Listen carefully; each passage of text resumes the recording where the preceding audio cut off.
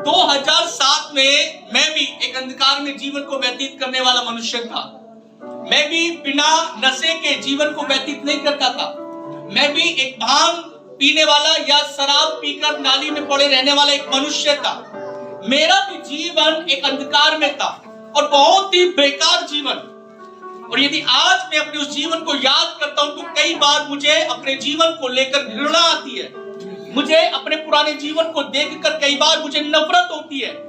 लेकिन 2007 में मेरे जीवन में यीशु मसीह आ गया। हालेलुया। और जब यीशु मसीह आया, मैं भी किसी को और को मानता था और मैं भी कहने लगा, भाई यीशु मसीह हमारे देश का ईश्वर नहीं है, ये तो बाहर विदेशी ईश्वर है, विदेशी गॉड है। जब मैं थोड़ी थोड़ी चीजों को, थोड़े थोड़े ग्रंथों को जानता था, मैंने सोचा कि क्यों ना थोड़ा सा यीशु मसीह के विषय में भी जान लिया जाए। और जब यीशु मसीह के विषय में मैं जानने लगा, धीरे धीरे मेरे जीवन में परिवर्तन होने लगा। हालेलुया। आज एक सुपारी के दाने का भी शौक नहीं पालता मैं, क्योंकि मैं जानता हूं परमेश्वर का वचन कहता है कि तुम पवित्र आत्मा के मंदिर हो। कौन हो? तुम पवित्र आत्मा के मंदिर हो। मैं और आप परमेश्वर के मंदिर है। मेरे और आपके जीवन में पवित्र आत्मा वास करता है। मेरा और आपका जीवन परमेश्वर चाहता है कि हम अपने जीवन को और सुंदरता में, और अच्छे रूप में, अच्छे स्वरूप में अपने आप को हम निखार लें। इसलिए प्रभु के वचन में लिखा है, जो अंधकार में बैठे थे उनके ऊपर ज्योति चमकी। 2007 में मैं भी एक अंधकार में बैठा था, मेरे ऊपर ज्योति चमकी। हालेलुया। कुछ समय पहले, कुछ महीनों पहले, कुछ साल पहले आप सब अंधकार में थे, लेकिन आपके जीवन में भी यीशु मसीह एक रोशनी बनकर आपके जीवन में आया। आप भी कहीं ना कहीं बीमारी के जाल में फंसे हुए थे। आप भी भूत प्रेत की परिस्थिति में फंसे हुए थे। आप भी जादू टोने की परिस्थितियों में फंसे हुए थे। एक बार यही इसी कॉलोनी में एक अपाहिज व्यक्ति था और वो मुझसे कहने लगा कि भैया मुझे आपकी गाड़ी चाहिए, मोटरसाइकिल, और मुझे एक जगह जाना है। मैंने कहा ठीक है भैया, ले लेना।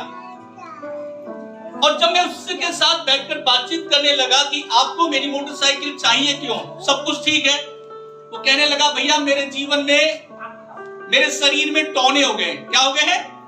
टोने। टोने जानते हैं ना?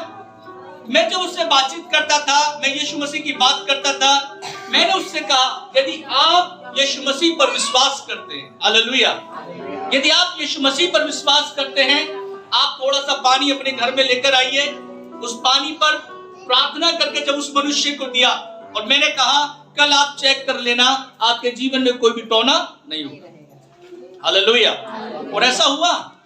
जब यीशु मसीह के नाम से उसके लिए प्रार्थना की गई, यीशु मसीह के नाम से प्रार्थना करके जब उसको पानी दिया गया, उसके जीवन में आज तक कोई भी टोना फिर पैदा नहीं हुआ। ये अंधकार की बातें, अंधकार की शक्ति कई बार मेरे और आपके जीवन में काम करती है, लेकिन जब मैंने और आपने अब यीशु मसीह पर विश्वास किया है, अब ये शक्तियां हमारे ऊपर काम नहीं कर सकती। ये कर सकती है? नहीं कर सकती। हालेलुया। इसलिए प्रभु के वचन में लिखा है, पढ़िए मेरी बहन दोबारा, जो लोग अंधकार में बैठे थे, जो लोग है ना, बहुत सारे मनुष्य, जो लोग अंधकार में बैठे थे, उन्होंने बड़ी ज्योति देखी। उन्होंने एक बड़ी ज्योति को देखा। और जो मृत्यु के देश और छाया में बैठे, और उस मृत्यु की छाया में बैठे हुए थे, उन पर ज्योति चमकी। उनके ऊपर भी ज्योति प्रकट हुई। एक मनुष्य मृत्यु के विषय में कब सोचता है? जब बिल्कुल हार जाएगा, बिल्कुल थक जाएगा, लास्ट में वो सोचता है कि मेरा मर जाना ही अच्छा है। परमेश्वर ने, उस ईश्वर ने मुझे और आपको जो जीवन दिया है, मर जाने के लिए नहीं दिया। मुझे और आपको जीवन दिया है जीने के लिए।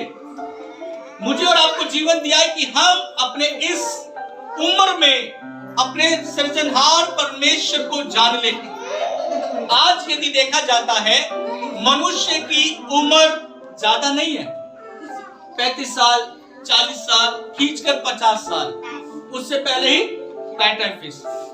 पहले के समय में 100 सवा साल, बाइबल बताती है 923 साल, बाइबल बताती है 950 साल लोग जिए। लेकिन आज मनुष्य 50 साल भी मुश्किल से जी पाता है। क्यों? क्योंकि परमेश्वर ने स्वयं इस उम्र को कम किया। पाप के कारण मनुष्य की उम्र कम हो गई। और आज हम देखेंगे, पहले 12 साल का, 14 साल का, 15 साल का बच्चा अधिक बातें नहीं समझता था, लेकिन आज 6 साल का, 8 साल का, 10 साल का बच्चा बहुत सारी बातों को समझ लेता है।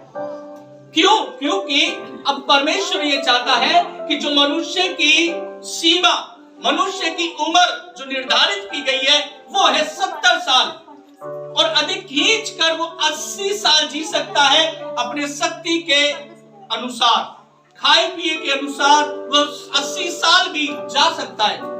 लेकिन अब परमेश्वर यह चाहता है कि इस 80 साल की उम्र में, इस 70 साल की उम्र में यीशु मसीह को जान लिया जाए।